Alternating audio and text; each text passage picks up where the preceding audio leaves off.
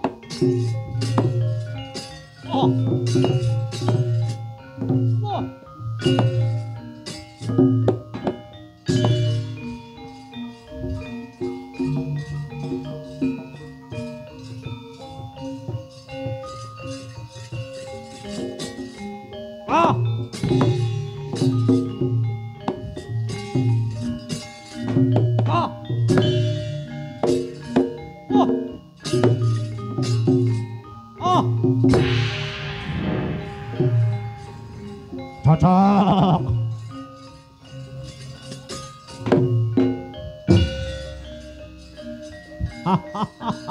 Wah, yen ngono aku seneng banget aku.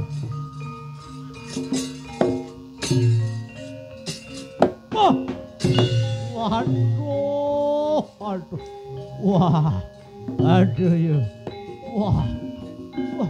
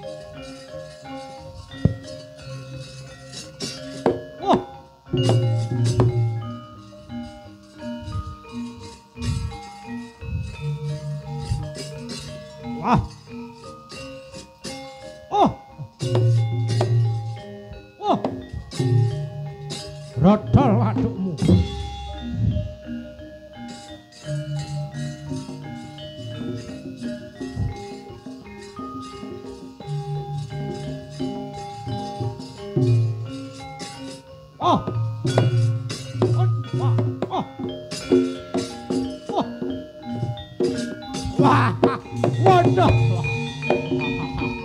Oh, waduh. Waduh. Wah.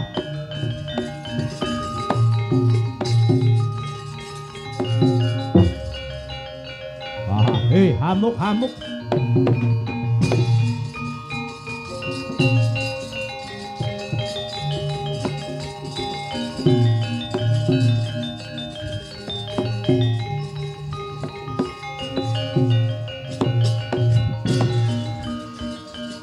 Oh. Ayo.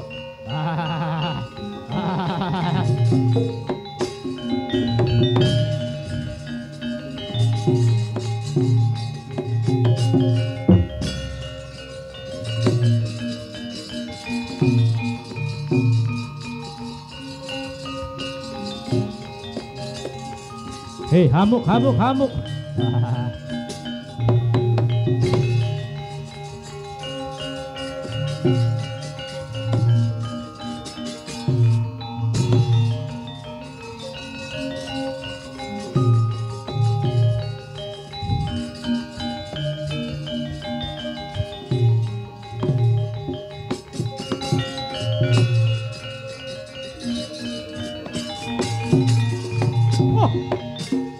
Bumi gonjang ganding langit kelap-kelap katon waduh yai lirik nincang sang maweh gandrung kabarang katulukir moyak maik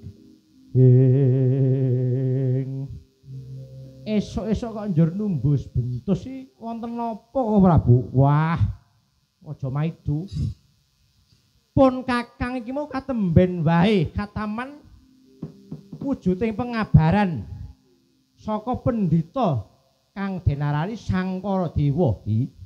Sangkara Dewa. Ya. Lajeng paduka menika lah badhe tindak pundi? Wo. Pun kakang iki saadi-adi Brata Pandhawa kuwi saperlu ya kuwi bakal menyang Klampis Ireng.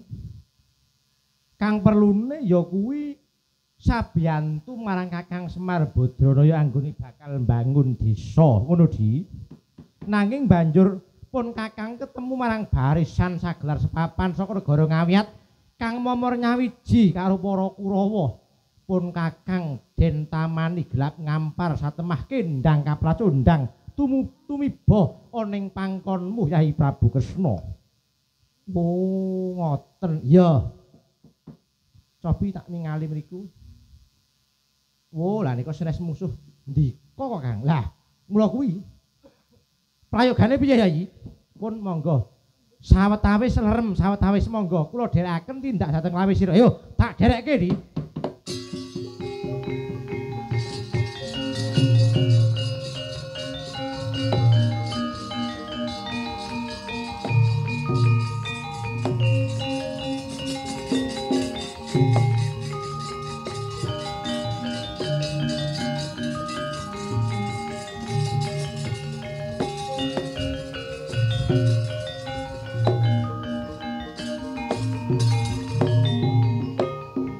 Nyai Prabu Punta kalian Nyai Janaka inggih Koko Prabu kesanipun monggo Koko Prabu kula dherekaken tindak dhateng Klampis Ireng sabiyantu dhateng Kakang Semar Badranaya. Oh yen ngaten monggo sesarengan Nyai sesarengan ngestren anggenipun Kakang Semar badhe mbangun desa Dimas.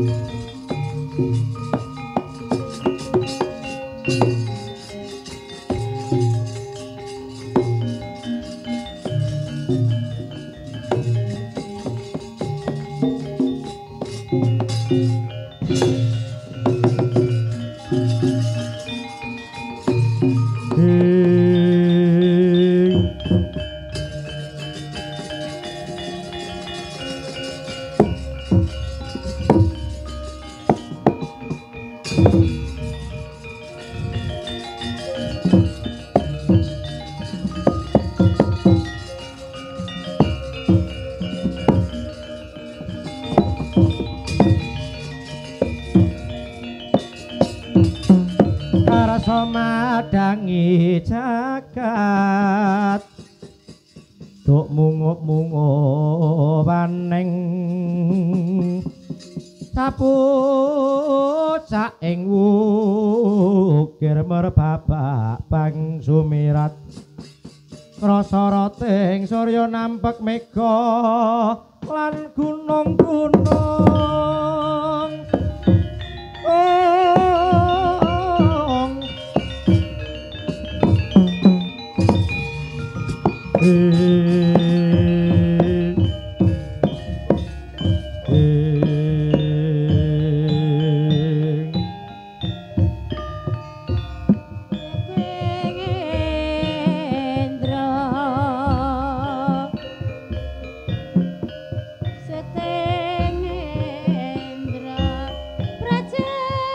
telang ning kalangnya negara wantan muncar dina mirga konang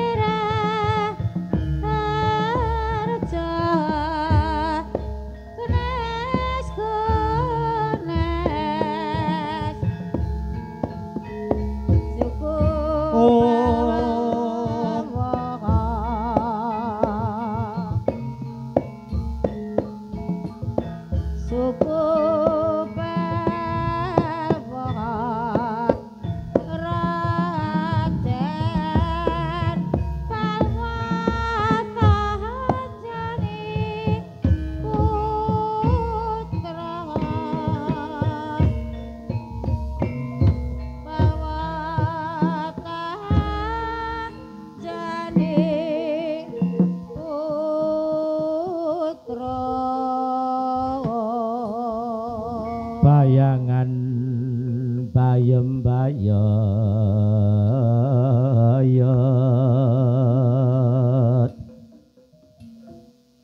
agung rembuyung rowe-rowe ring rawan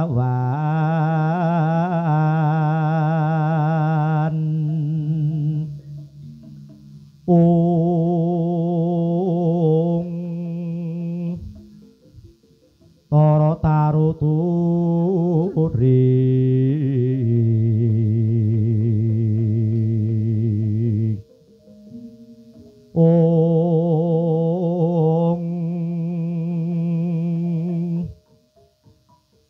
karondang dendang ke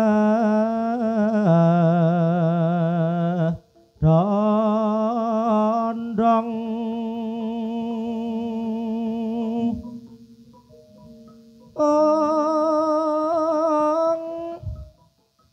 bengok-bengok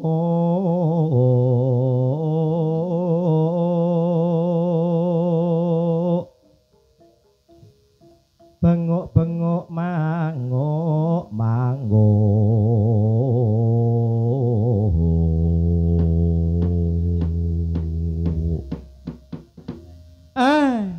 begegek ugek hemel sak dulita lae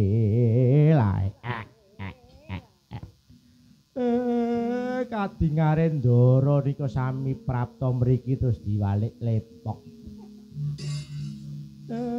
tiwas kula ajeng tak ritung jebul lepok mboten napa-napa ndara sami winantu ing Karaharjan rawuh jengandika dereng dangu Gus ya Kakang Semar antuk pangestumu Kakang kabeh winantu ing Karaharjan Kakang syukur Ndara Kresna ya Kakang Semar awit saka pangestune Kakang Semar kabeh manggih raharja Kakang nggih syukur mangayu bagya ya Semar awit saka pangestumu kabeh manggih rahayu wilujeng lir ing sakara-kara Kakang Semar nggih Kakang Semar semanten ugi kula Kakang Semar kabeh manggih karaharjan Kakang Semar syukur lah niki wonten napa Gus Ndika kok sami dugi mriki niku pripun niki kepun esuk niku pripun Kakang saperlune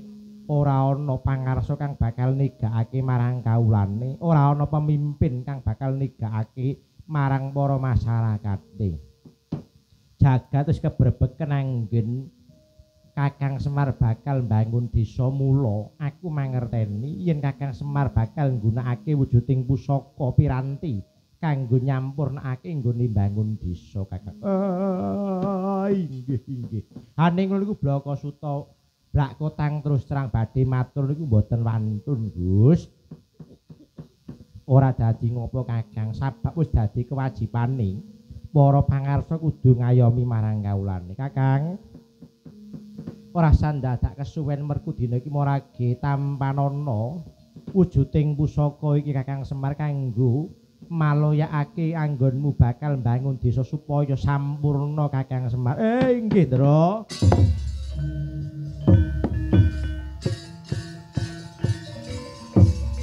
enenane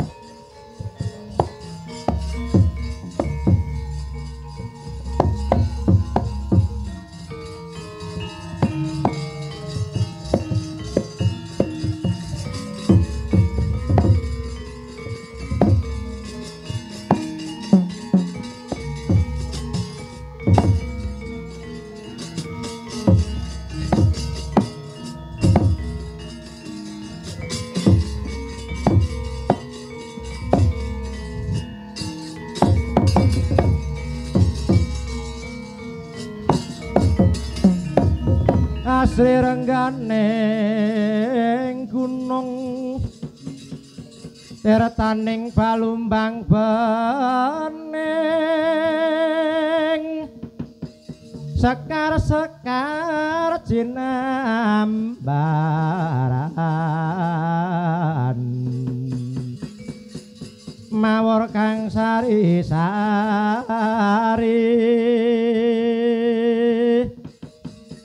ungyaning putri mandili ungyaning putri mandili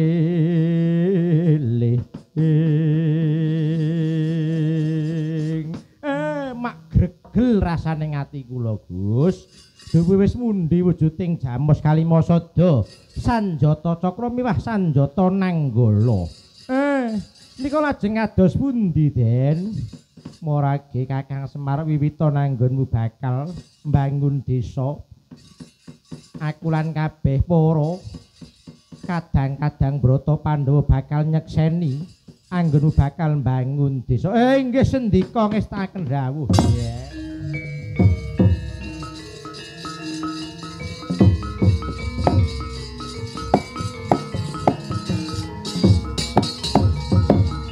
bumi gonjang kanjing langit kelap katon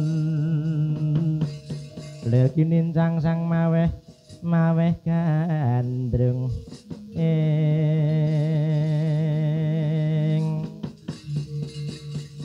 ngaturaken panuwun Den dinindika sampun sedaya ngulungaken wujuding pusaka niki Gus rembakipun kula ngampil wujuding Jamos Kalimasada Sanjata Cakra miwah Kyai Nanggala menika mboten namung badhe mbangun dhateng wewangunanipun nanging kula menika badhe mbangun kanthi tigang sarana menika nggambaraken maloyakaken tiyang kang sangsara ngangge Jamos Kalimasada lajeng nyampurnakaken tiyang ingkang angkara murka ngangge wujuding cakra baskara lajeng Kyai Nanggala menika badhe nyucikaken tiyang kang kalepetan dosa tuwin klentu pramila sasampunipun sedaya kelampahan kagregem wonten ing tangan kula dateng niat batos kula badhe kula wedharaken kawruh inggih menika kang sinebat panca dharma utami dhateng para kawula ing klambe sireng mriki inggih menika dharma kang sepisan dharma dhateng Gusti ingkang nyipta jagat niku wajib sauger tiyang nika nggadahi nyawa nggadahi irung niku wajib dharma dhateng Gusti ingkang murbeng dumadi lajeng angka kalih dharma dhateng diri pribadi awake dhewe niku kudu diopeni sak api-apike aja njur diunjuki anggur merah mawon niku mendak mengkih badane rusak salirane rempuk satemah make namung dikerek penyakit lajeng dharma dhateng tiyang sepuh ha niku wajib sak luput-lupute wong enom kudu njaluk ngapura karo sing tuwa semono uga yen tuwa ya aja dumeh tuwa njur ora gelem njaluk ngapura karo sing enom kudu ditimbang traju padha Den lajeng dhateng negari ampun nganti sampeyan niku ngirwake kali kewajibane negara upamane duwe dalan jembrung ya ndang diresiki duwe lapangan sukute dhuwur ya ndang dibabati bale desane ora resik ya ndang diresiki niku wujudake dharma dhateng negara aja lali yen ngenekke pemilu ya kudu dilaksanani sabab ki mujudake kewajiban tumrap nusa bangsa tumraping para masyarakat lajeng dharma dhateng agami sinten mawon ingkang ngregem agama kedah wajib ndarmani agamane dhewe ora oleh ngelek-elek agamane liyan ya ora oleh ngelek-elek agamane dhewe ngoten niku pramila Gus niku piwulang gangsal pekawis ingkang inggih kula badhe aturaken dhateng para kawula ing klambe sireng mriki kersane rada sregep kawula-kawula mriki niku uger dijak kumpul-kumpul nek diwaca ten grup mung diwaca mawon napa malah saking kidul mrika niku mboten ate mbalesi supados enggal sregep sesanti niku saged ainggal paripurna pramila Gus kula ngaturaken genging panuwun kunjuk paduka para ratu ing Narpati mriki nggih Den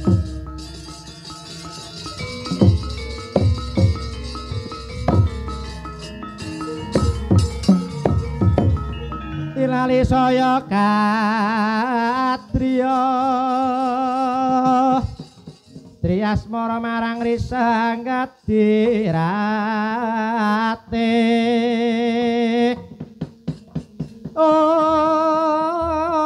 rate ratu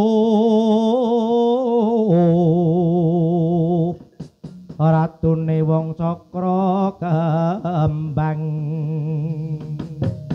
kembang jaya kusuma asrih mring kula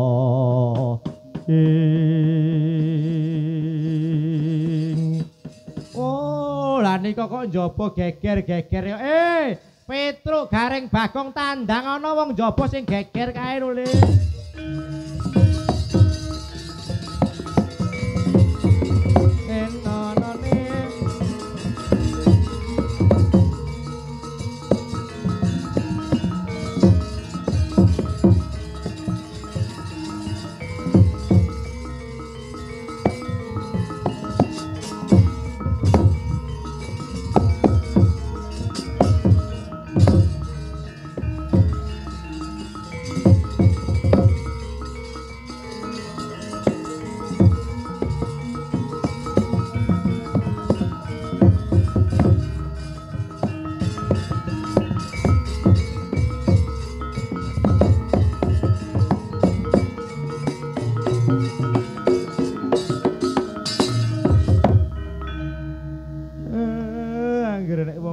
Kluthik ngopo kok njurene sing geger-geger iki mesti. Anggrene wong arep duwe gawe kok ndur ngenek-ngenek wae. Rumangsaku melu payu wae rumangsaku iki. Kae iki jansane bangsane apa? Engko sithik gelut ya gelut ning ya keri. Bagong, apa, Pak? Truk, ini. Jan. Ilali saya Kadriya marang risang Adirasmi. Oh, Bagong ya. Wis ora angon wektu to. Lek ngopo wis ya bali ya esuk ya. Karo ngenteni matengane sarapane mateng. Oh, iya. Kuwi cocok banget kanggo aku. Mulane dalang sewengi ora madang. Wong mergo sesuk dikae sarapan. Yen ora ngono Bagong tak gadekke blung. Ora ngono to, Truk. Yo. Yo. Niki anak-anak njaluk keterangan lho Pak, piye anggone sampean duwe karep duwe bangun desa. Kuwi mau bangun desa kuwi salah sawijine ujub kang wis tak wedharake karo bendaramu telu kabeh. Ha iki wektu dina iki kabeh pusakane agi tak cekel lho Le. Sabab apa? Yen wong duwe gegayuhan, yen wong bangun-bangun kuwi kudu wis duwe cekelan. Yen wong gawe omah kudu wis cekelan redana dhuwit lan liya-liyane lan diwiwiti saka duwe cekelan niat padang ati kang jembar. Sabab apa? Wong yen bangun bendina bengkerengan karo wong omah ya tukange lunga ora sida bangun.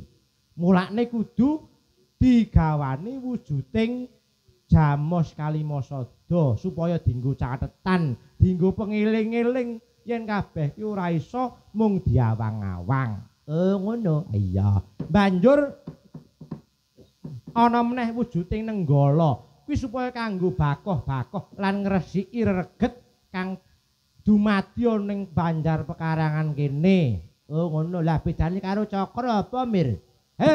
Cakra kuwi nggo ngrampungi gawe. Bunder seser padha karo golong gelenging tekad awake dhewe nggone bangun desa. Ngono. Ngono. Iya. Lah kae sing njaba geger engko sithik njage diatasi engko sithik. Sing penting aja nganti ibu-ibu padha pulang duluan. Ora oleh supaya ben enek sing guyu ngono. Oh iya lho. Lah iya. Wis nek ngono, ayo tutna komburi bapak tak menyelesaikan sing ning ngarep kae. Yo tak kancani, Pak.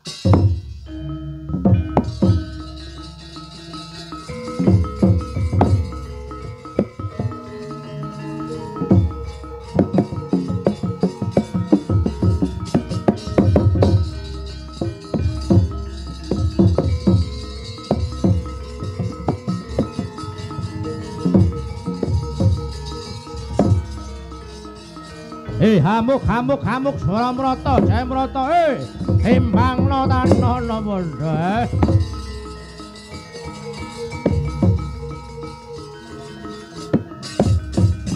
Waladalah tatkala narapa Kresna kandula sanyakra ring waladalah iki ana wong tuwa kempong pera jambul wangen Maju rene kuwi apa njaluk tak pateni apa piye? Esuk kok dadak nganggo paten-patenan. Ya mene iki dak wayahe paten-patenan, wayahe ndang tangi ge ayu mangkat nderes. Wah, wong edan iki edan yo dak popo, ora edan ora keduman. Kowe iki nyapa rene iki nyapa esuk-esuk iki. Semar. Ana apa Sangkara Dewa? Aku ngerti kang dadi gedhoane atimu. Kowe etok-etok bakal mbangun desa padune kuwi mung golek redana kanggo mblendhukke wetengmu dhewe nglimiske lambemu dhewe. Wetengku ki wis gedhe. Aku wis dak butuh apa-apa. Wetengku wis gedhe, lambeku wis klimis. Hamung nek delok wong ayu sok kemecer saithik ngono kuwi.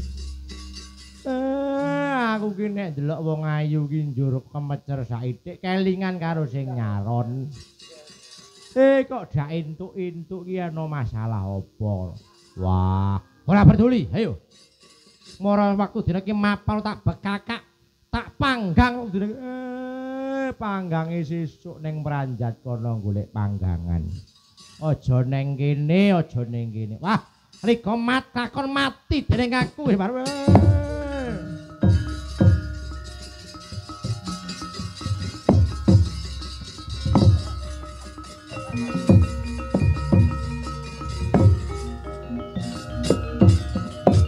Hop. Kowe iki arep ngopo? Mudhun. Waduh. Kok dadak nganggo mateni kancane. Ora ngerti apa piye? Nek hukume membunuh ki ora oleh negara ya agama. Kok kowe arep kepinu arep mateni aku ki jawamu piye? Aduh, Kakang Semar aku njaluk ngapura. Kowe iki arep maliya bulus plonteng. Arep maliya dadi sapa wae. Arep maliya dadi yoga nek aku dak pangling karo kowe. Arep kowe arep malih dadi pengempul aku dak pangling. Urung ngantuk sing. Aku iki genahe kono salina klambi kono ambumu wis ora karu-karuan iki.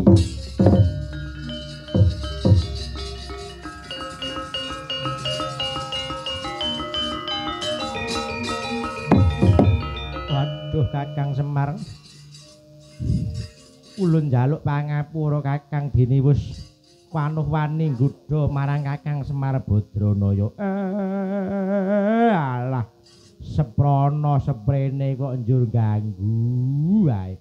Guru. Kowe janjane apa dak marem apa piye manggon ning kayangan kono kok njur bola-bali nyang Madyapada kene apa kowe ndesir-siran ning kene apa piye?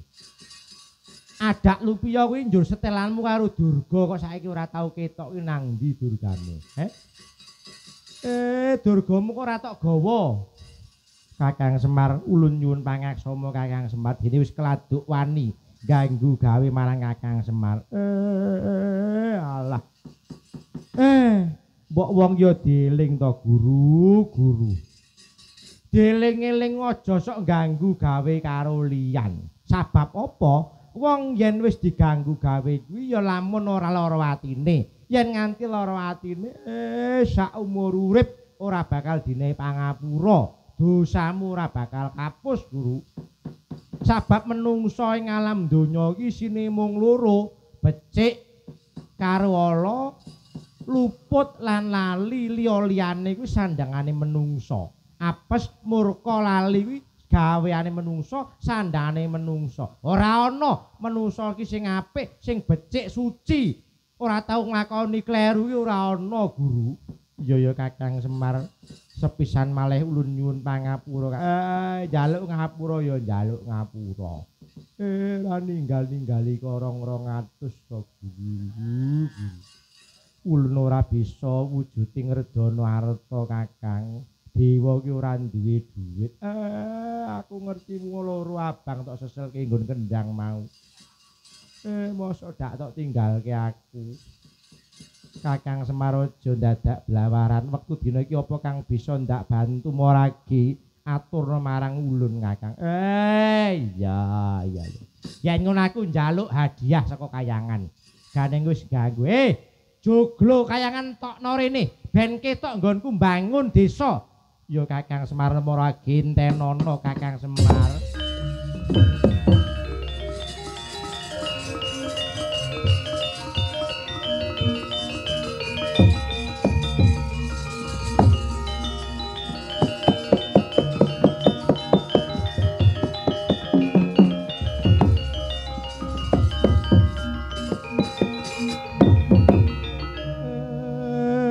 Kaya ngene iki mung sak gazebo iki Joglo. Iki rega pira Guru? Kakang Semar ora bisa dipitung kanthi redana sabab iku dumadi saka swasa tembaga lan wujuding Mas Picis Raja Brana. Sing iki gambar-gambar ula, gambar iki prada apik iki. Iki rega pira Guru? Ulun ora dol marang Kakang Semar. Matur nuwun. Ngene iki nanjake nek duwe adi dewa ya ngono kuwi. Kudune njur ngenang-enehi bebungah karo Mase ora gur nglorat-ngloroti simpingan. Ya ngene iki patuladan sing apik Ru Guru. Ya Kakang Semar, wis Kakang Semar ulun minta pamit. Muga-muga anggonmu mbangun desa bisa lestari reda pidhato ayem tentrem kabeh para kawulamu Kakang Semar. Iya.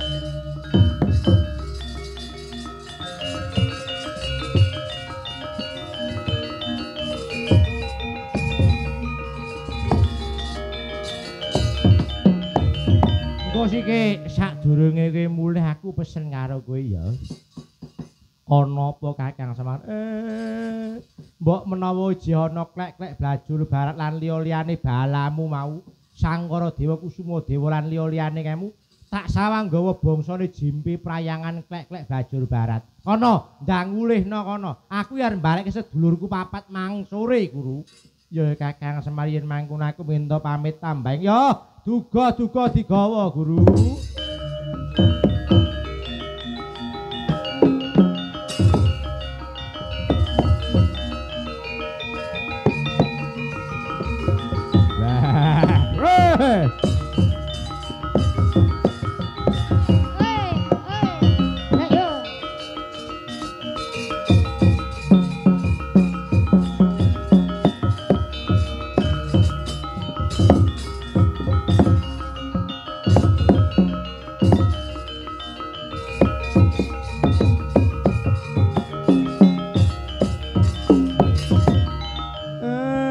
Kala Daana kala Tirta lan kabeh kala-kala aku matur nuwun Istaka Reksa.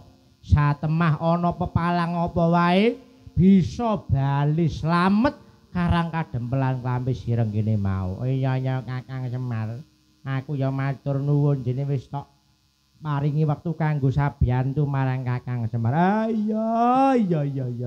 Aja lali sesuk yen wis padha mari kesel ayo do gawe bancakan. Kancakan apa aku ora doyan apa. Oh iya, wong kowe wujuding sukma kok tak jak gawe bancakan.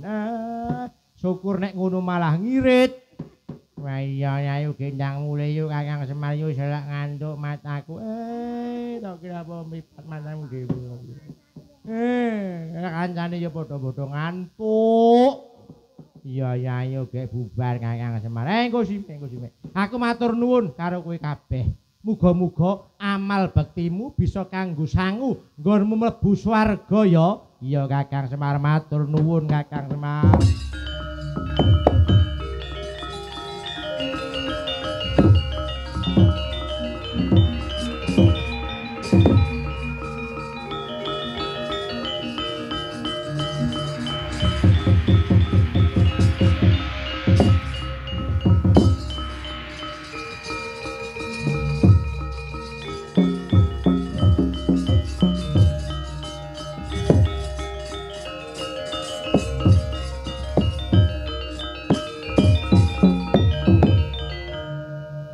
Dara paringi tak pundi? Arep njaluk sajet. Wis telas sore wau. Pun sakniki pun mboten enten napa-napa niki. Pun kantun ajeng Duh Allah. Mugi-mugi arep nganggo tayungan apa ya nganggo no aduh mahara tayungan piye mumpung aku lagi gelem oh iya ajeng ki wirang sekaran niki sak senenge eling ngendang ning mengke dikendangi ora padha sing ngarep gething aku padha kudu padha hati-hati